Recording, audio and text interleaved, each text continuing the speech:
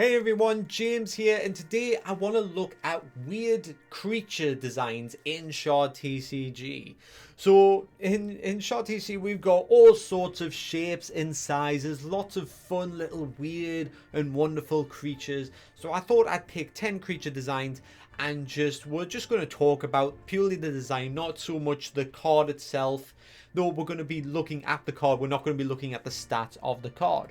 Okay, so the first one that I want to dive into that I thought was a little bit different, maybe not super weird, but definitely different, and that was the Zotonim.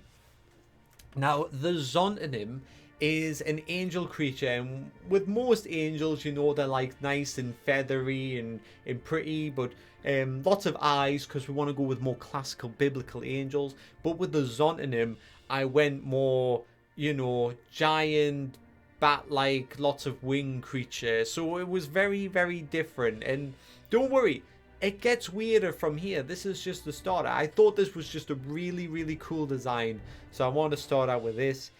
With the angels, I've been trying to incorporate all the halos in lots of different ways. But with the Zotonim, I went with a bit more of a classic way. It's literally just on top of his head. So probably that's the least creative part of the whole design.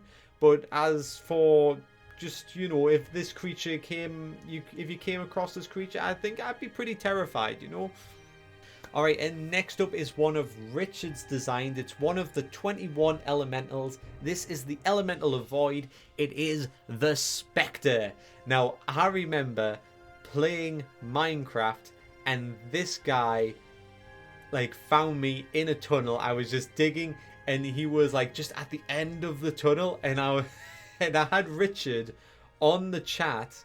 Because Richard, for people who don't know, created Lycanites mobs, and a lot of these creatures within Shard TCG are in Lycanites mobs. It was a way of expanding Lycanites mobs into its own TCG, its own universe, and then adding additional creatures on top of that. Creatures that some would be added into the mod, and then some creatures that would just be purely Shard TCG.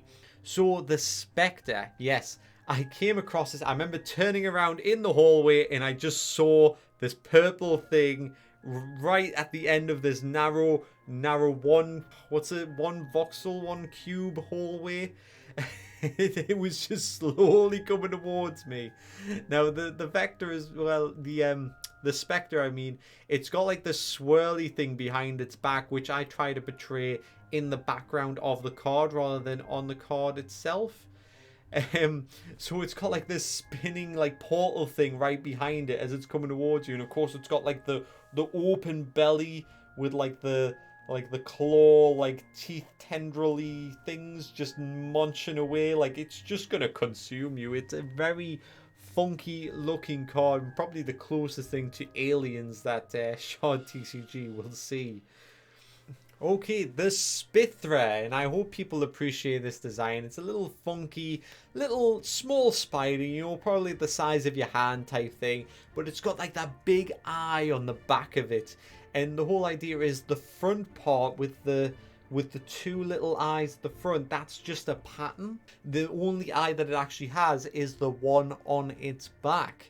So that's interesting. So quite often you'll see it like aim its eye forward, like it is in this card illustration, so it can actually have a good look at you.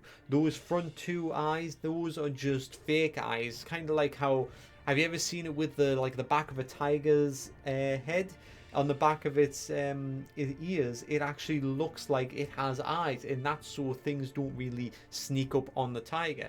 So you can imagine it's the same for the Specter. Even though it's kind of living its life in reverse, it's always looking behind itself, but it can look forward. If it wants to look back at itself, creatures and predators will assume it's still looking at it, so it won't be attacked quite as much. A funky little phase creature anyway, you know, nice and creepy. Okay, and we're getting really weird now. So we've got the Nullalith, and I did a couple of these actually. So this is the Void Aberration.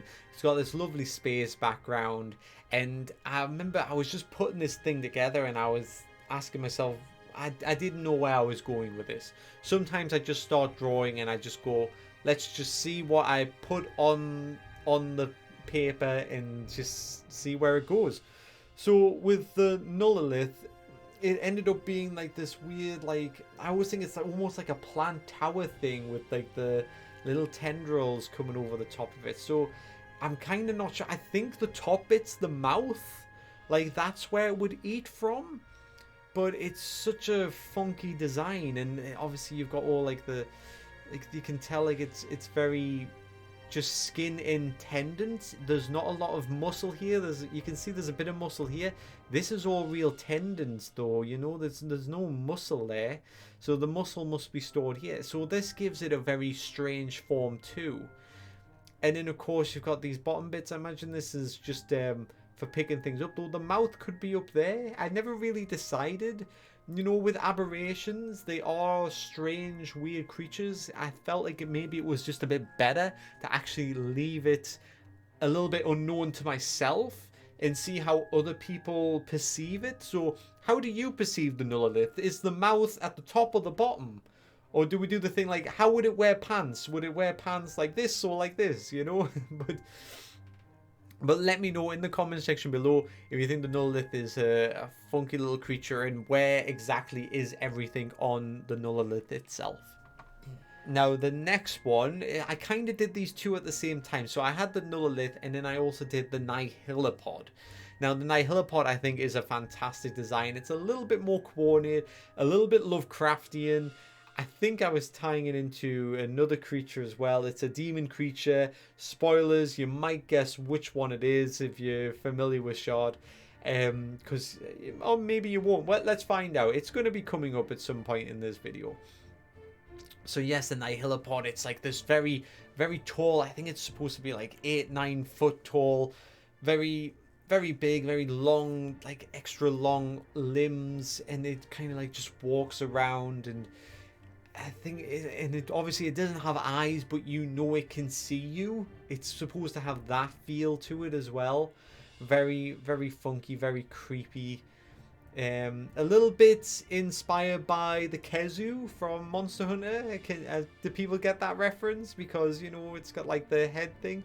But obviously, yeah, I would never just say that's a straight up copy of the Kezu, because, you know, it's a completely different form in any other way besides kind of like the hanging mouth, I suppose. But we have to be inspired by something, don't we?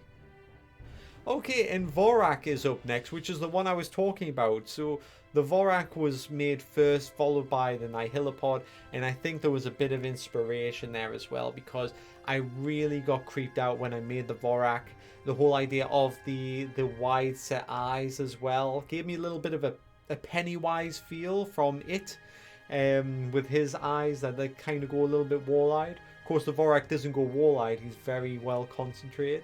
I know this sounds a little bit insulting to someone, but I knew someone at work who had very wide set eyes, and I always looked at him, and when he kind of did a little bit of a wall-eyed stare, and I did keep looking at him, and I was like, I want to do that on a card, you know? He wasn't like bad looking or anything like that. I used to call him Sid the Sloth because his eyes were that wide apart. But I made the Vorac kind of based off him. So I hope that doesn't creep out too many people, the fact that the Vorac is based off someone I've met in real life.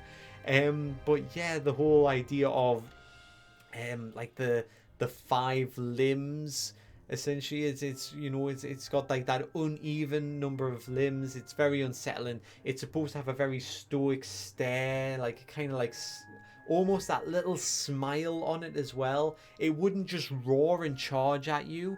It would be very slow and also incredibly tall as well. You know, it would tower over you.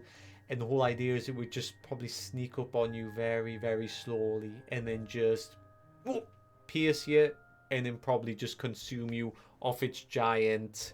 well, it's not a claw, it's just like a pick spike arm thing. So yeah, but it's very like methodical in its thoughts. It's not just a mindless monster that would just run at you with fury. It wouldn't show any form of being enraged. It's very coordinated, and sometimes a creature that is very smart, intelligent, and coordinated, that can be the scariest feeling.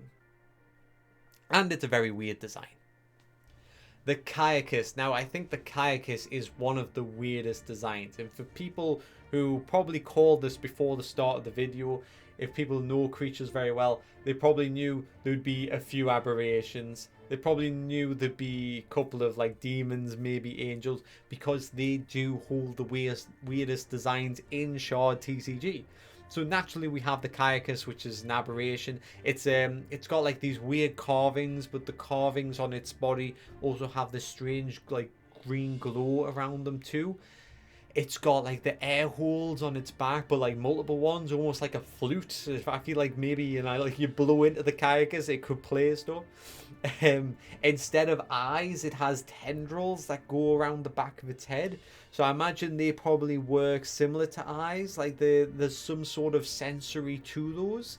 If it's going to have any relation to like our physical forms, you know, if it's placed there, do they actually sense things in the air? I could see it doing that a bit, like perhaps it like does like a little shake and it goes, oh, oh, you're over there, right? And then like go straight back and then it hunts you down. It's a strange floating thing, of course, and it almost looks like a brain as well. Like, you imagine like the back of the head there, and then you've got the brain stem, and then it's got these tendrily arms, and then the tendril mouth that'll have like the little like almost like Cthulhu like mouth, and then just tusks as well, just to make it strange, I suppose. But yes, I hope you appreciate the Kayakus design. It's definitely one of my most obscure ones. Alright, the Ostomine. Now, this is one of Richard's designs. And then it got a little bit of a recolor because the Ostomine used to be brown. But I think with Chaos it really tied in more when we did the recolor. Added a little bit of that magenta and a little bit of that like desaturated like bluey green, almost like a desaturated like turquoisey type color. But yes, the Ostomine, it's got like this, it's got this clear mouth to it, but there's no mouth hole, so how it eats I don't know. But it's definitely there to trap you. I'd have to check with Richard exactly how that works. It's got back legs on its front, you know, typically you would see that on, what's the word, like a grasshopper or like a locust or something like that, those type of legs, but they would be on the back for projecting it forward. And you know, like I think Richard's done a pretty good job with this because it's a funky looking design, obviously based off one of the creatures on Abe's Odyssey, but he took it, kind of made it his own. I mean, the body shape is very similar, but he's very much inspired by Abe's. Huge fan. He wanted to make something of his own, and this is what we got in the end. Alright, the Faster Gravel. So the Faster Gravel is one that I'm particularly proud of. I came up with this one. So the whole idea was with their phase, I've mentioned this in the previous video, phase is the element of fear. It's the element of scary things. You want to be spooked out by whatever comes across in a phase deck. So you get like a lot of glowing figures as well, which I suppose is why it's got like this like almost like ghostly aura about it. Its mouth also has like a glow coming out of it. It's got a beautiful set of teeth there. I mean, that's going to be quite intimidating. And then it doesn't have eyes typically where you expect it. It's got eyes all over its body. Now, I think this was like the first time I did eyes like this in Shard TCG.